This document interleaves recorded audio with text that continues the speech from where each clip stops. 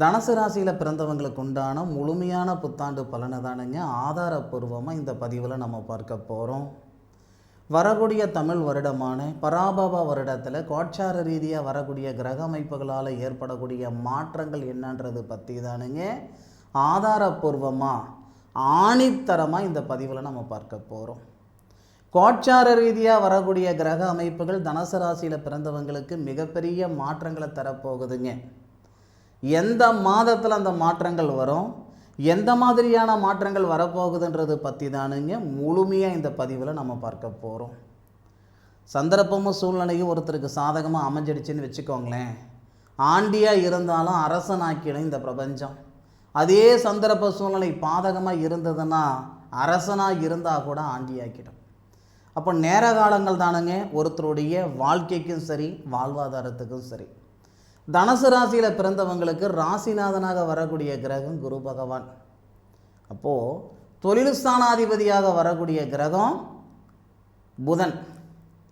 தொழில் ஸ்தானம்னா 10வது பாவகத்துக்கு அதிபதி புதன். தனஸ்தானாதிபதி நமக்கு சனி பகவான். தனகாரகன் குரு. எதுக்காக இதை நான் சொல்கிறேன் அப்படின்னா, உங்களுடைய ராசிநாதன் புதனுடைய ஆதிக்கத்தில், உங்களுடைய ராசிநாதன் புதனுடைய ஆதிக்கத்தில், அதாவது தொழில் ஸ்தானாதிபதின்னு சொல்லக்கூடிய புதனுடைய வீட்டில், தொழில் ஸ்தானாதிபதின்னு சொல்லக்கூடிய புதன் உங்கள் ராசிநாதனுடைய வீட்டில் இந்த வருட தொடக்கத்திலேயே கிரக பரிவர்த்தனை. தனுசு ராசியில் பிறந்தவங்க நீங்கள் வெளியூரில் இருந்தாலும் சரி வெளிநாட்டில் இருந்தாலும் சரி சொந்த தொழில் செய்கிறதுக்கான வாய்ப்பை இந்த பிரபஞ்சம் உருவாக்கி கொடுக்க போகுது இந்த பராபவ வருடத்தில். இத்தனை நாள் நீங்கள் மனசில் கோட்டை கட்டிகிட்டு இருந்திருப்பீங்க, மனக்கோட்டை. நாம் 4 பேருக்கு வேலை கொடுக்க முடியாதா, நாம் ஒருத்தருக்கு வேலை கொடுக்குற இடத்துக்கு வர மாட்டோமா, நாம் சொந்த தொழில் செஞ்சிட மாட்டோமான்ற ஆசையும் ஆதங்கமும் மனசுக்குள்ளே இருந்துக்கிட்டு இருந்திருக்கும் இல்லையா. வரக்கூடிய ஆவணி மாதம் அது பூர்த்தி அடையும். இந்த பராபவ வருடத்தில் வரக்கூடிய ஆவணி மாதம் 5வது மாதம் சொல்லுவோம் இல்லைங்களா, தமிழ் மாதத்துக்கு 5வது மாதம். ஆவணி மாதத்தில் தனுசு ராசியில் பிறந்தவங்க நிறைய பேர் தொழிலதிபராக போகிறீங்க. தொழிலதிபர்னால் நம்ம 10,000 பேருக்கு வேலை கொடுக்கணும், இல்லை 1 லட்சம் பேருக்கு வேலை கொடுக்கணும், அவங்க தான் தொழிலதிபர். அப்படி கிடையாதுங்க. ஒரு தொழிலுக்கு அதிபர். உங்களுடைய சக்திக்கு தகுந்த மாதிரி ஒரு 4 காசு பணம் போட்டு சொந்த தொழில் உருவாகிறதுக்கான சூழலை இந்த பிரபஞ்சம் உருவாக்க போகுது தனுசு ராசியில் பிறந்தவங்களுக்கு. ஆதாரம் என்னையான்னு கேட்டிங்கன்னா, தொழில் ஸ்தானாதிபதின்னு சொல்லக்கூடிய புதன் தொழில் ஸ்தானத்தை பார்க்கிறார். தொழில் காரகன் சொல்லக்கூடிய சனி பகவான் புதனுடன் சேர்ந்து தொழில் ஸ்தானத்தை பார்க்கிறார். அதுபோக உங்களுடைய ராசியாதிபதின்னு சொல்லக்கூடிய தனகாரகன் தொழில் ஸ்தானாதிபதின்னு சொல்லக்கூடிய புதனுக்கும் சரி தனஸ்தானாதிபதின்னு சொல்லக்கூடிய சனிக்கும் சரி வீடு கொடுக்கிறார். அப்போ தனகாரகனுடைய பார்வை உங்கள் ராசி மேலே, தொழில்காரகன் சொல்லக்கூடிய சனி பகவானுடைய பார்வையும் உங்கள் ராசி மேலே. பொருளாதார ரீதியாக கழுத்து பிடிக்கிற அளவுக்கு கடன் பிரச்சனை இருக்குதுங்க, பண பிரச்சனை இருக்குதுங்க, இருக்கலாமா இருக்க வேணாமான்ற மனநிலையில் நான் இருந்துகிட்டு இருக்கிறேன்னு சொல்லக்கூடிய தனுசு ராசியில் பிறந்தவங்களை கூட இந்த வருடத்தில் உங்களுடைய பிரச்சனைகளுக்கு ஒரு போகும் வழி வந்துடும், ஒரு சொல்யூஷன். என் பிரச்சனை தீர்றதுக்கான ஒரு பாதை கிடைச்சிடுச்சுங்க, என் பொருளாதார ரீதியாக இருக்கிற சங்கடங்கள் சரி செஞ்சுக்கிறதுக்கான ஒரு சந்தர்ப்பத்தை இந்த பிரபஞ்சம் உருவாக்கி கொடுத்துருச்சுங்க அப்படின்னு சொல்லக்கூடிய அளவுக்கு இருக்கும். அதுக்கு ஆதாரம் தனஸ்தானாதிபதியும் தனகாரகன் உங்கள் ராசியை பார்ப்பது. வைகாசி மாதம் 28 தேதிக்கு மேற்கொண்டு நான் முதல்ல சொன்ன மாதிரி தனுசு ராசியில் பிறந்தவங்க எவ்வளோ பெரிய மன அழுத்தத்தில் இருந்தாலும் சரி, அதாவது எப்படி சொல்கிறதுனா உசுரே போகிற அளவுக்கு எனக்கு மன அழுத்தம் இருக்குதுங்க இந்த கடன் பிரச்சனையால் அப்படின்னாலும், வைகாசி மாதம் 28ஆம் தேதியிலிருந்துங்க உங்களுடைய ராசியாதிபதி ராசிக்கு 8வது பாவகத்துக்கு மறைவு ஸ்தானத்தில் போய் பயிற்சி அடைகிறாருன்னு நினச்சிக்கிடாதீங்க. உங்கள் ராசியாதிபதி உங்கள் ராசிக்கு 8வது பாவகத்தில் உச்ச நிலையில் அடைகிறாரு. அப்போ உங்கள் ராசிக்கு 12வது பாவகத்தை பார்க்கிறார். இது சுப விரய செலவுகள் செஞ்சுக்கிறதுக்கான ஒரு நேரம்னு வச்சுக்கோங்க. சுப விரய செலவுகள்னால் முதல்ல வீடு வாசல் உருவாக்குறது, இல்லை ஆல்ட்ரேஷன் செஞ்சுக்கிறது. 2வது மன வாழ்க்கை. இந்த மாதிரி ஒரு திருமண வாழ்க்கை அப்படின்னா, திருமணம்னா சுப விரய செலவு தானே. அத்தியாவசியமான ஒரு சூழல் எல்லாமே வைகாசி மாதம் 28 தேதிக்கு மேற்கொண்டு இந்த தனுசு ராசியில் பிறந்தவங்க அனுபவிப்பாங்க. பிரிஞ்ச தம்பதிகள் எல்லாம் ஒன்று சேருவாங்க, மன வாழ்க்கை நடக்கிறதுக்கான சூழல் உருவாகும். அதே மாதிரி அந்த வைகாசி 28ஆம் தேதிக்கு மேற்கொண்டு தனஸ்தானாதிபதி சனி உங்கள் ராசியை பார்க்க, தனகாரகன் குரு தனஸ்தானாதிபதி இடத்தையும் பார்க்கிறாரு, தனஸ்தானாதிபதி இருக்கக்கூடிய இடத்தையும் பார்க்கிறாரு. அதாவது உங்கள் ராசிக்கு 2வது பாவகம் 2வது பாத்தியத்தை வைகாசி மாதம் 28 தேதியிலிருந்து ஜூன் 1ஆம் தேதின்னு நினச்சிக்கோங்க. அப்போது இந்த வைகாசி மாதம் இறுதியிலிருந்து உங்களுடைய ராசிநாதன் ராசிக்கு 8வது பாவகத்தில் உச்சநிலையிலிருந்து தனஸ்தானத்தையும் பார்க்கிறாரு, தனஸ்தானாதிபதியும் பார்க்கிறார். தனஸ்தானாதிபதி உங்கள் ராசியை பார்க்கிறார். இதனால் எம்புட்டு பணப்பிரச்சனை கடன் பிரச்சனை இருந்தாலும் அதிலிருந்து விலகிறதுக்கு உண்டான ஒரு நம்பிக்கையை உருவாக்கி கொடுக்கறதுக்கான நேரங்க. அது மட்டும் இல்லை, படிப்புக்கு உண்டான உத்தியோகம் ஏற்படும். ஏன்னா புதன் தானே உத்தியோகக்காரகர். உத்தியோகக்காரகன் சனியாக இருந்தாலும் தொழில் ஸ்தானாதிபதி புதன் தானே, அவர் நீச்சமாக இருக்கிறாருனால நினச்சிக்கிட வேண்டாம். படிப்புக்கு உண்டான உத்தியோகம் தனுசு ராசியில் பிறந்தவங்களுக்கு இந்த வருடம் புது வருடமான பராபவ வருடத்தில் நிச்சயம் உருவாகும். ஒரு சிலருக்கு வெளியூர் போகிறதுக்கான வாய்ப்பு கொடுக்கும், ஒரு சிலருக்கு வெளிநாடு போகிறதுக்கான வாய்ப்பு கொடுக்கும். நமக்கான அந்தஸ்து, நமக்கான மதிப்பு, நமக்கான மறுவாதை கண்டிப்பாக வரும், அதில் மாற்றுக்கிறது கிடையாது.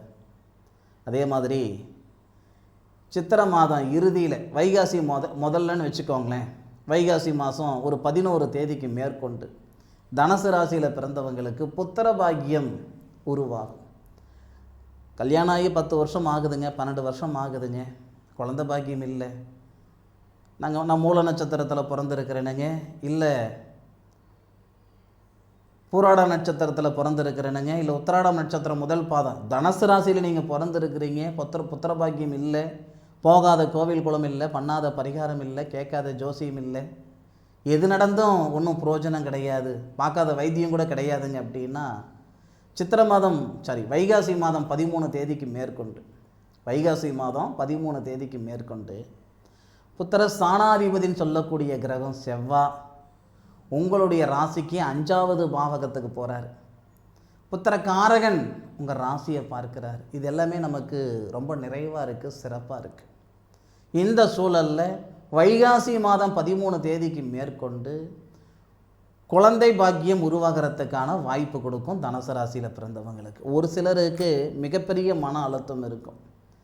நான் பிரம்மச்சாரியாக இருந்திருந்தால் கூட சந்தோஷமாக இருந்திருப்பேனுங்க, சம்சாரியாக ஆக்கிய அந்த பிரபஞ்சம் கடவுள் புண்ணியத்தில் நான் சம்சாரி ஆனனுங்க, ஆனால் தாய் தந்தை ஆக முடியலைங்க, தாயின்ற பேரை தந்தைன்ற பேர் எடுக்க முடியலைங்க அப்படின்ற ஒரு சூழலில் இருக்கிறீங்கன்னா தனுசு ராசியில் பிறந்த உங்களுக்கு இந்த வருடமான பராபவ வருடத்தில் உறுதியாக ஒரு உசுர் வரப்போகுது, ஒரு உறவு வரப்போகுது, அதில் மாற்று கருத்து இல்லை, பார்த்துக்கிடுங்க. இது வைகாசி மாதத்தில் ஏற்படக்கூடிய மாற்றம்.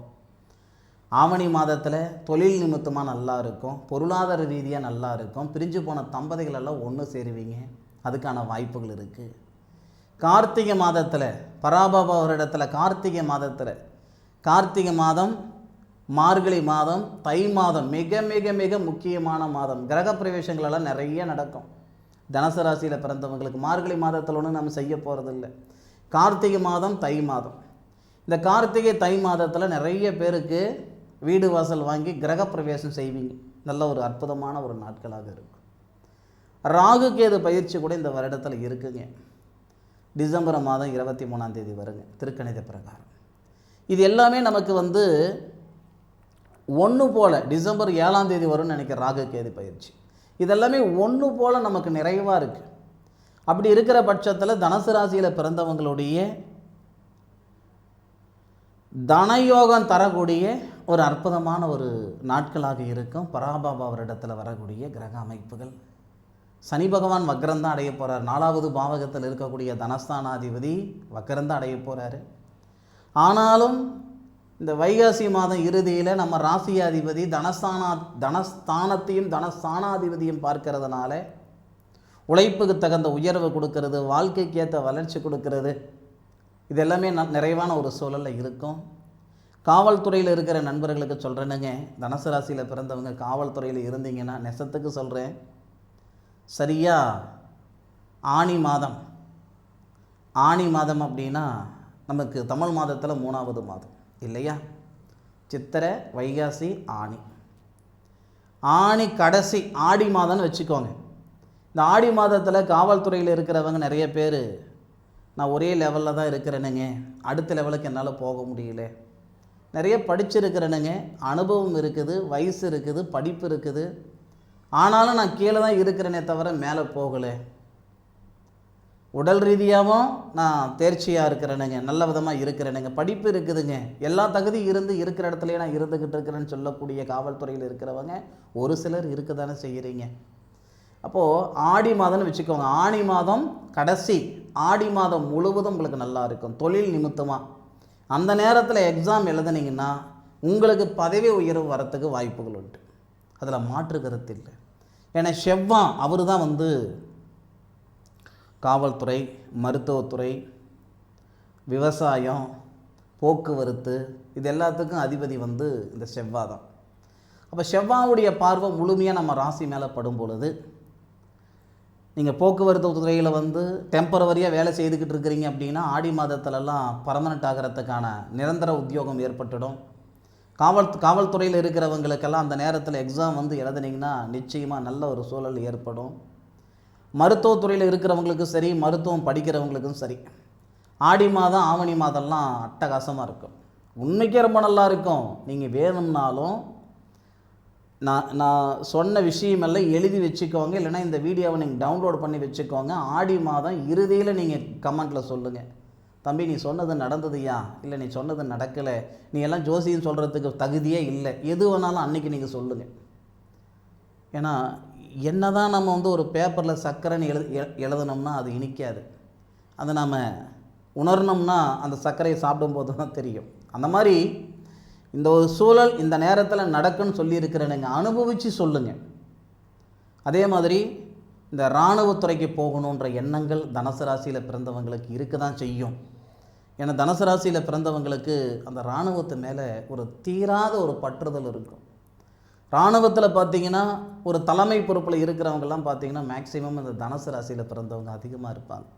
இயல்பாகவே இந்த நாட்டை காப்பாற்றணுங்க, இல்லைனா வீட்டை காப்பாற்றணுங்கன்ற ஒரு அக்கறையும் ஆசையும் தனுசு ராசியில் பிறந்தவங்களுக்கு நிறைய வரதான் செய்யும். நான் ரொம்ப கஷ்டப்பட்டேனுங்க, என்னால் இராணுவத்துக்கு போக முடியல, என் பையனாவது போகணுன்ற எண்ணம் எனக்கு இருக்குதுங்க அப்படின்னு சொல்லக்கூடியவங்களும் தனுசு ராசியில் பிறந்தவங்க இருக்க தான் செய்வீங்க. இது மட்டும் இல்லைங்க, இந்த கலைத்துறையில் இருக்கிறவங்க, சினிமா துறையில் இருக்கிறவங்க, இவங்களுக்கு எல்லாமே இந்த நேர காலங்கள் பொக்கிஷமாக இருக்கும். புதிய புதிய வாய்ப்புகள் வரத்துக்கு வாய்ப்புகள் உண்டு, நேர காலங்கள் உண்டு. அதனால் தனுசு ராசியில் பிறந்தவங்களுக்கு இந்த வருடம் பராபவ வருடம் மிக சிறந்த வருடமாக இருக்க போகுதுன்றதில் எந்த விதமான மாற்று கருத்தும் கிடையாது. அனுபவித்து சொல்லுங்கள், ஆராய்ச்சி நான் பலன் சொல்லியிருக்கேன், அனுபவித்து சொல்லுங்கள். அதுபோக தனுசு ராசியில் பிறந்தவங்களுக்கு இந்த பதிவு 100% பயனுள்ள பதிவாக இருக்குன்றதில் எந்த விதமான மாற்று கருத்தும் கிடையாதுங்க. மீண்டும் ஒரு அற்புதமான தருணத்தில் தனுசு ராசியில் பிறந்தவங்களை சந்திக்கும் வரை உங்களிடமிருந்து விடைபெறுவது உங்கள் வீட்டு ஜோதிட நண்பனான மா காளிதாஸ் மணிகண்டன்.